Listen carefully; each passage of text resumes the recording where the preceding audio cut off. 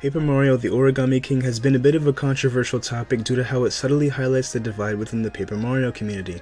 Some veteran fans wish for the series to revert back to beloved RPG origins, while others wish for fresh changes in gameplay free of the clutches of the past.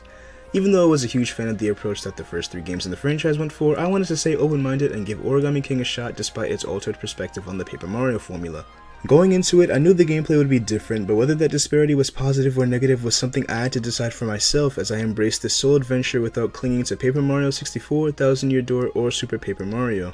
In order to stay truthful to these notions, I'll be judging Origami King as a standalone title without comparing it to the predecessors. Keep in mind that most of what I'm saying is opinionated and non-factual, so please do not take offense to anything I say. Without further ado, let's begin. Mario and Luigi go to an origami festival that Princess Peach invited them to.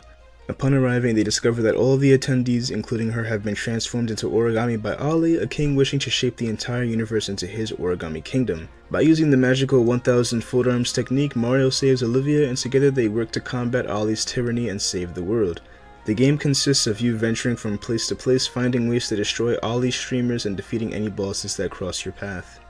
Before we go on, I have to get this off my chest. I do not like Olivia as a partner because her dialogue comes off as extremely annoying. She constantly comments on the most mundane things for the entire adventure, and I hate that they felt the need to attach a floating migraine to Mario's back. Her dialogue ranges from common sense, blatantly dull jokes, or reintroducing events that have already played out on screen. It's hard to like a character who constantly clarifies ideas through rhetorical questions as if I'm a 6-year-old incapable of understanding what's going on. It's like they didn't even try with her dialogue. Everything about her characterization just feels so uninspired.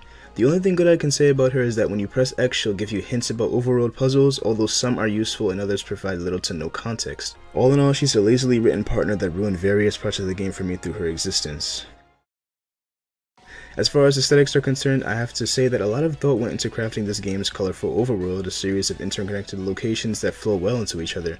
I was impressed with the amount of care that went into designing the folded towns, the intricacies of the shrines, and the creativity present in a variety of overworld minigames and events. There's a heavy emphasis on exploration as there are hundreds of hidden toads scattered about the world, voids blocking your path that you have to fill with confetti and collectible treasures that are tucked away, all of which you can keep track of through the menu. Origami King more than succeeds at visual appeal, and it complements its good looks with the great soundtrack that perfectly captures the atmosphere of every landmark. The battle system experiments with literal turn-based mechanics. Enemies are laid out across the spinner and you have to line them up in order to efficiently attack them. You're given a certain amount of spins while you work against the timer. When you finish your spins or the timer runs out, you're then prompted to select your attack. Successfully lining up enemies grants you a 50% power boost, so it's important to do that while you take into consideration the range of your attacks in order to ensure victory. Once every turn, you can use your coins to call toads to help you during battle, with their effects ranging from lining up enemies for you, giving you items, healing you, and doing a little bit of damage, but what they do depends on the amount of coins you dump, with the max being 999 coins. Coins can also be expended to extend the amount of time you have during your spin if you need a few more seconds to think. Additionally, some of the partners you meet accompany you for these battles, but they're uncontrollable, and whether they hit or miss, their attack is based on luck, which is very disappointing.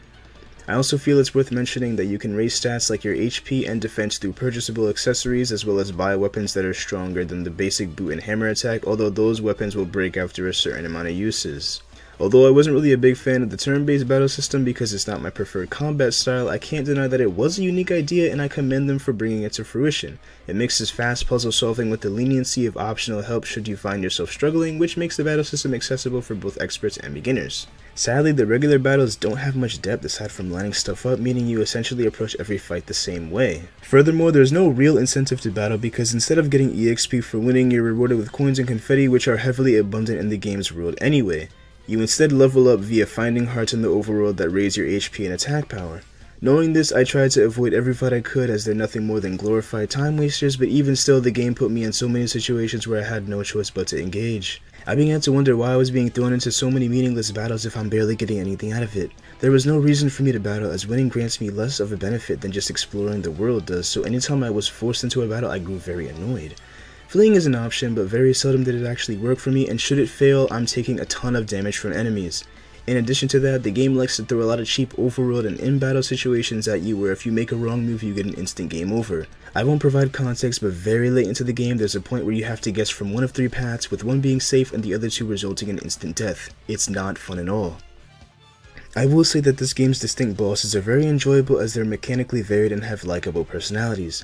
You form a path to them by twisting tiles as opposed to lining up enemies. You can open treasure chests to scatter useful tiles across the map, namely an on switch that's needed to unleash majorly damaging special attacks. Battle conditions constantly change, like your position determining what attacks are used against you, bosses charging up attacks, altering their defenses, and some areas on their body being impervious or vulnerable to certain moves.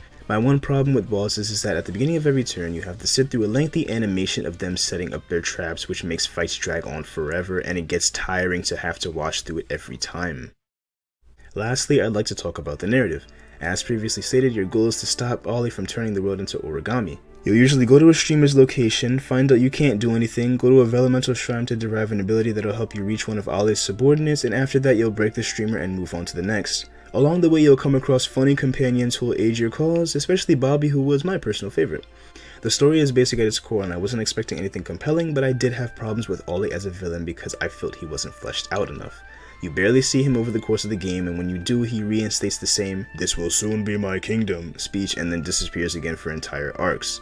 His motives for doing what he's doing are trivial, and he isn't well characterized because he doesn't get any solo cutscenes to elaborate upon his personality, nor does he interact with anyone besides Mario or Olivia, so you don't get to see different sides to his character, if any. To me, he was just a poorly enforced generic villain with no real interesting character traits, and I just couldn't get invested in him or the story by extension. Paper Mario: The Origami King is a comedically charming game filled with a plethora of beautifully crafted locations, and it's clear that the focus of this title is geared towards exploration, given the depth of the overworld and the myriad of collectibles scattered everywhere. Its battle system is unique, but it's prone to getting stale as there isn't any significant flexibility in how you approach fights. The resources derived from winning are present everywhere on the map, which fails to incentivize engaging in battles. I had the most fun with Origami King's boss battles as they experiment with unique mechanics and generally present fair challenges. Aside from the interesting boss battles and great world design, I don't think highly of Origami King because its narrative was mediocre with the main villain lacking in substance. The multitude of gameplay annoyances, namely the tedium of listening to Olivia draw breath, the scripted regular battles that waste time, and having to sit through the same lengthy boss animations every turn created an overall tiresome experience. This game has a lot of style going for it in terms of presentation, but I wanted to see more substance in the form of better written characters, a good story, and meaningful combat.